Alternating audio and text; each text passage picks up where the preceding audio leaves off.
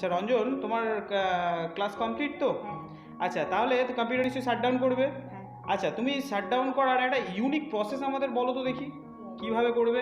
Right click প্রথমে ডেস্কটপে right click করলাম, তারপর নিউ আচ্ছা তারপর কি নিউতে গিয়ে শর্টকাটে ক্লিক করলে, আচ্ছা এখানে লিখতে হবে slide two shutdown slide two shutdown লিখতে হবে।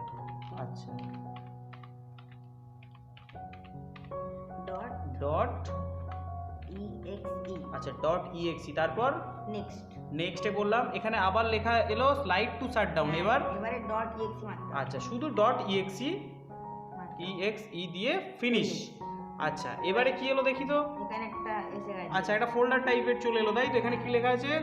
Slide two shutdown ইএক্সই। আচ্ছা এরকম এলো। এরপর এবারে উপর রাইট ক্লিক ওপেন। আচ্ছা এরকম একটা ডিসপ্লে চলে আসবে। এবার এটাকে টেনে নামিয়ে দিলে বন্ধ হয়ে যাবে। আচ্ছা বাহ, ভেরি তো ইউনিক প্রসেস, এটা খুব ভালো।